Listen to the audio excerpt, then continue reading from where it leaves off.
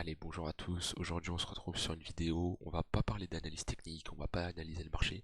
Je vais vous développer deux stratégies que je vous partage de mon expérience qui sont euh, dans la répartition d'un portefeuille les stratégies les plus intéressantes.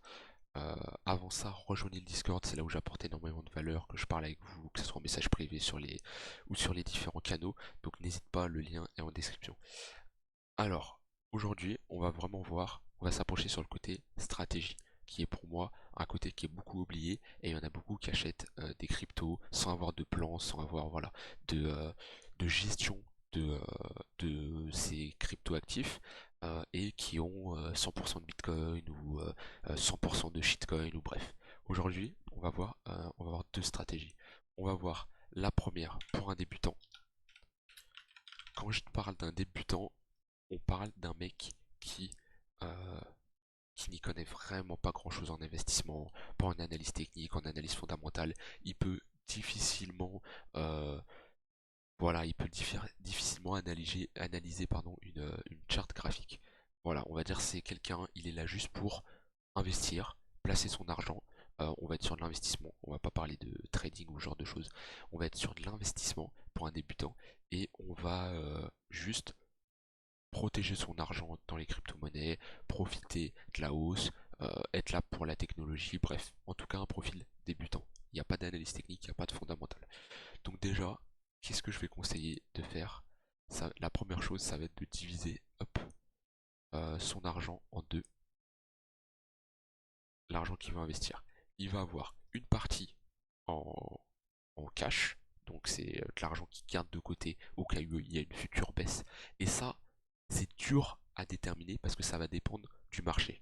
Un marché qui est bas, donc sur les 20 000 dollars ici, on peut pas être, de mon point de vue, on ne peut pas être à 90% d'USDT et 10% de crypto. Parce que le marché a bien retracé, on est sur des opportunités pour investir, c'est intéressant. Un marché qui est à 70 000 dollars, c'est l'inverse. On peut pas être euh, à 90% de crypto et 10% d'USDT. Parce qu'on est un marché haut, il faut commencer à vendre parce que si le marché se retourne, on va être trop, comment dire, on va être trop exposé et on va prendre cher. Donc en fait, vos USDT vous le gardez de côté, elle doit évoluer en fonction du marché. Plus un marché sera bas, plus il y aura une grosse correction, plus vous allez vous remplacer, donc moins vous aurez de cash et inversement.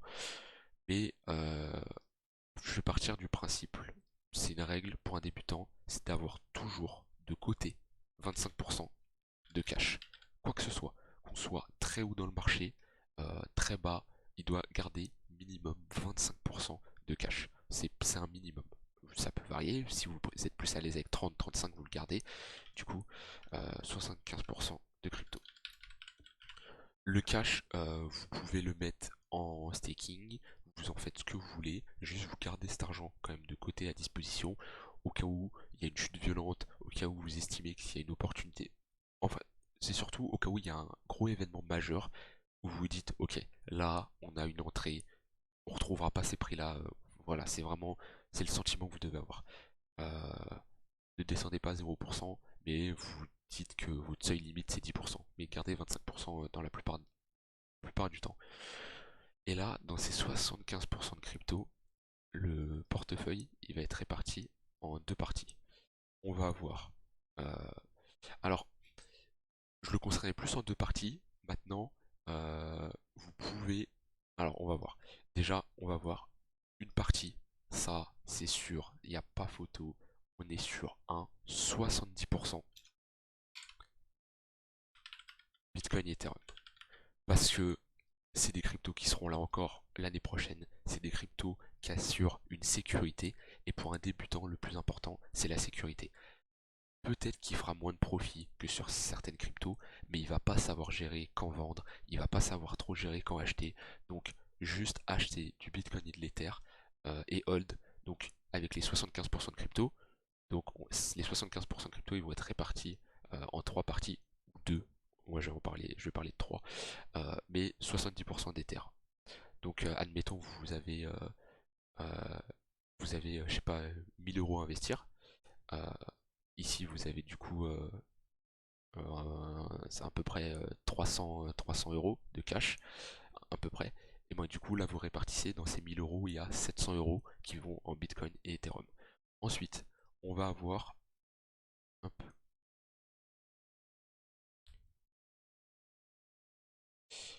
je dirais entre 20 et 25%, 20-25% de crypto à moyen fort market cap. Le market cap, c'est la capitalisation totale d'une crypto. Hop, 25%. Tac, s'il te plaît. TradingView. Hop, voilà. 20-25%. La, de market cap. De 20-25% d'investissement sur des cryptos moyen fort market cap. Qu'est-ce que j'entends par là? C'est tout ce qui est en dessous Bitcoin Ether. Donc BNB, XRP, ADA, etc. Et vous allez jusqu'à à peu près le top 40. En dessous, voilà, en dessous Philcoin. Après, c'est quelque chose qui évolue, mais voilà. On peut aller jusqu'au top 50 avec EGLD, tout ça, mais après, voilà, on arrive sur des cryptos où je vais pas dire c'est des shitcoins parce qu'ils sont quand même dans le top 100, top 500 des cryptos en market cap, mais on commence à s'étendre sur des cryptos beaucoup moins intéressantes. Voilà. Donc 20-25%. Et les derniers 5-10% que vous allez mettre, ça va être hop là, ça va être pour des cryptos. Alors, je vais pas dire des shitcoins parce qu'il y a des cryptos qui ont un bon fondamental et qui ont un faible market cap, mais on va dire sur de très faibles market cap. Vous pouvez les utiliser pour aller dans la DeFi et tenter des ICO, tenter voilà des trucs un peu, c'est des trucs en mode c'est très risqué, mais si ça passe, vous pouvez vous mettre bien, tout simplement. Donc ça, c'est ce que je recommande pour un débutant. Euh, voilà, très important les 70% Bitcoin Ether. Répartissez ça comme vous voulez en fonction de la crypto que vous préférez entre les deux.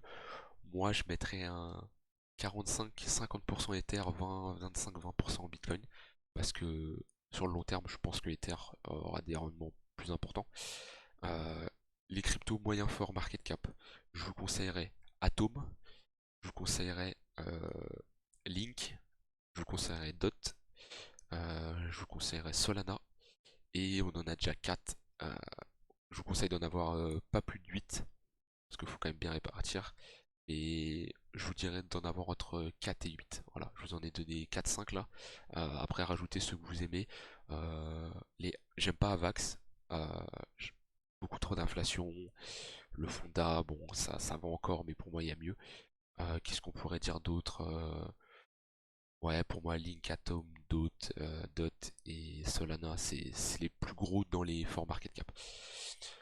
Voilà, donc là, pour le débutant. Maintenant, on va voir le confirmé. Alors, le confirmé, quand j'entends par confirmé, c'est un mec qui s'est formé, donc c'est un mec qui sait analyser un marché, c'est un mec qui a des compétences, pourquoi pas en trading. C'est pas un expert, parce que je donnerai pas des conseils à un expert vu qu'il va savoir quoi faire, mais c'est un mec qui sait se débrouiller.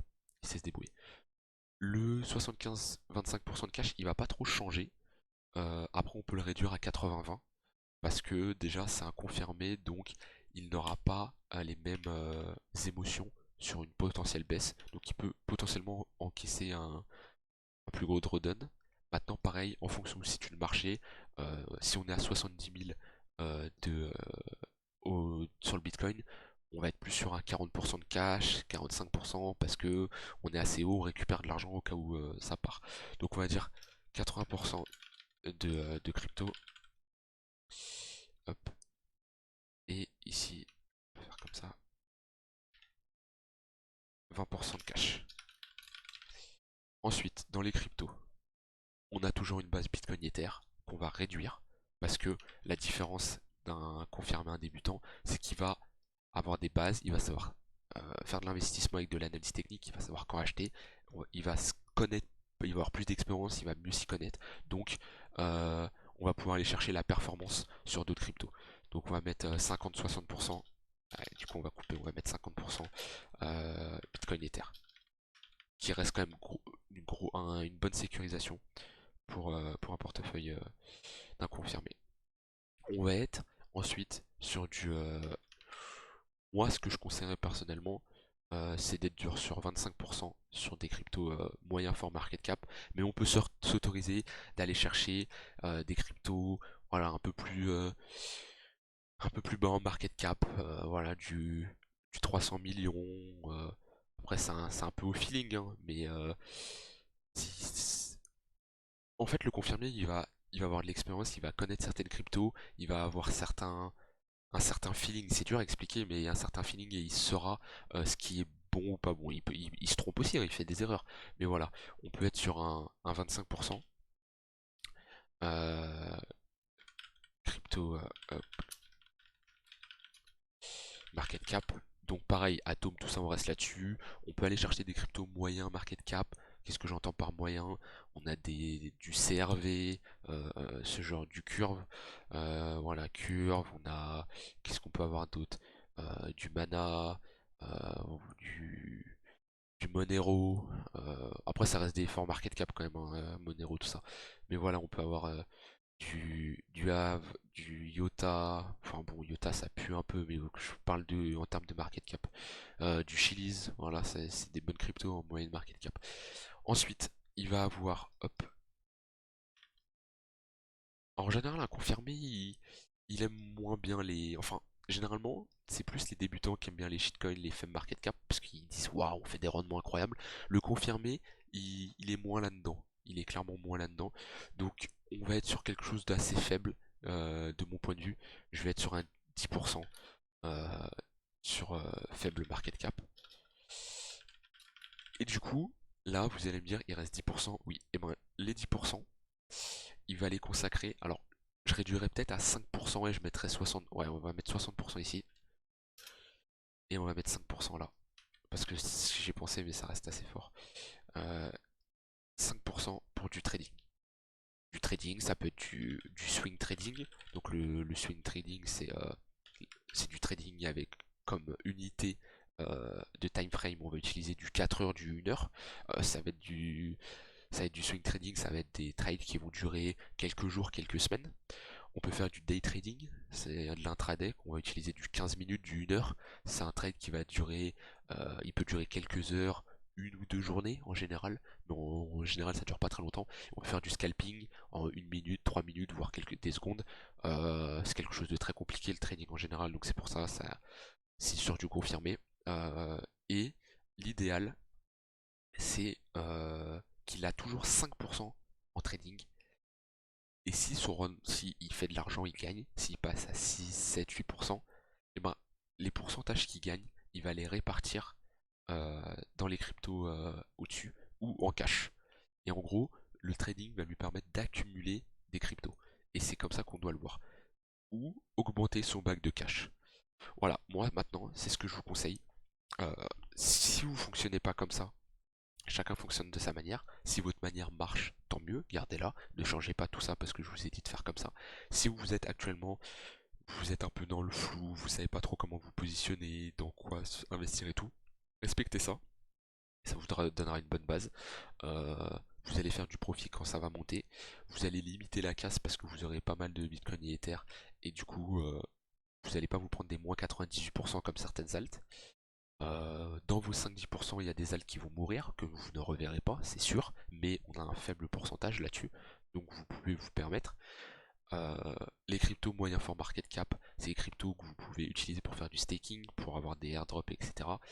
Du Atom, tout ça. Donc voilà. Et ce profil-là, ne jamais être 100% de crypto, d'investissement, parce que bah, le mec qui est à 100% de crypto depuis à 70 000, s'il n'a pas vendu, il est toujours à 100% de crypto, il peut pas investir ici. Et c'est con, c'est très con. Ça se trouve c'est votre cas. Je dis pas que vous êtes con, mais je dis juste c'est le enfin comment dire, c'est le fait d'avoir fait ça qui est stupide, c'est d'être 100% crypto, alors que là vous avez un bon prix d'entrée. Et ça c'est une expérience, si c'est votre cas, qui vous dit que bah toujours garder de l'argent de côté est très important. Donc voilà pour ça globalement. Euh, on se retrouve prochainement pour sûrement une analyse du marché. Respecter ça, c'est très très important.